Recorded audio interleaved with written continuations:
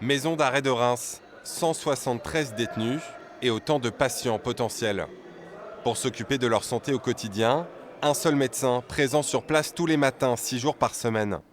À ses côtés, des infirmiers, un dentiste, une psychologue et un psychiatre, des visages devenus familiers pour tous les prisonniers.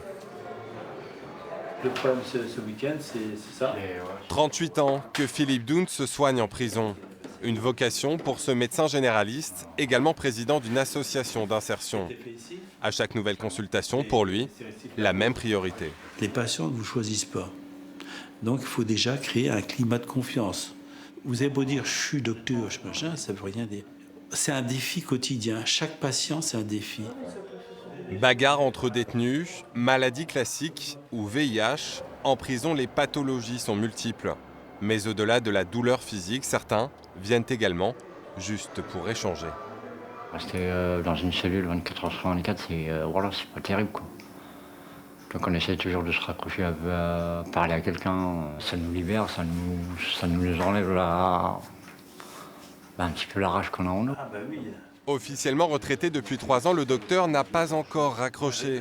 Une vingtaine de rendez-vous par jour, payés moins de 3 € la consultation. Très loin des honoraires pratiqués dans son cabinet médical en ville, mais l'intérêt est ailleurs.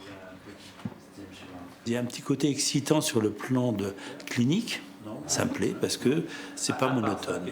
Ici, les gens vous remercient. Il y a un respect plus important ici qu'en ville. Pour obtenir un rendez-vous médical, les détenus écrivent la veille pour le lendemain. Une fois sur place, direction la salle d'attente de l'unité sanitaire. Même s'ils doivent patienter, ils doivent être enfermés systématiquement pour la sécurité, aussi bien de leur sécurité que pour nous, parce qu'il peut y avoir des agressions gratuites et il peut y avoir des problèmes entre des détenus à l'étage. Moi, je ne sais pas. Parmi les détenus, beaucoup de cas d'addiction aux stupéfiants. Ancien toxicomane, Sébastien vient régulièrement voir le médecin pour obtenir des produits de substitution. Ici, il y a de tout, hein. Il y a du hashish, la cocaïne, il y a tout qui tourne. Donc c'est pas le meilleur moyen pour les gens qui ont envie de se sortir de venir en prison, quoi. Bien au contraire.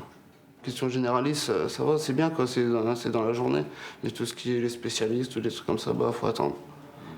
Et les délais sont souvent très longs. Soigner les détenus en milieu carcéral, une obligation légale pour le directeur de la maison d'arrêt, en poste depuis 16 ans. L'une de ses missions, acheter les médicaments et veiller au bon déroulé des soins, en complémentarité avec le médecin. Nous, on représente l'institution, l'administration pénitentiaire. Le médecin représente l'extérieur, la liberté. Au menu des réunions entre les deux hommes, des échanges sur la situation de certains détenus. Objectif, mettre à profit les confidences recueillies par le médecin pour prévenir les situations à risque, et notamment les suicides.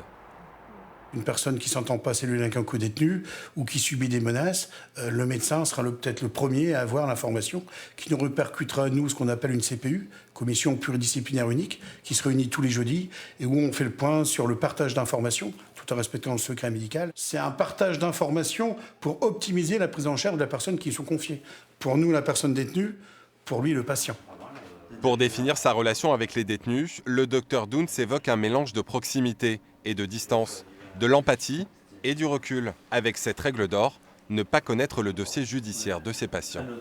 Je ne veux jamais savoir, parce qu'il commence à me raconter... Non, moi je ne suis pas là pour... De toute façon, je ne connais rien, enfin, je fais un peu ça.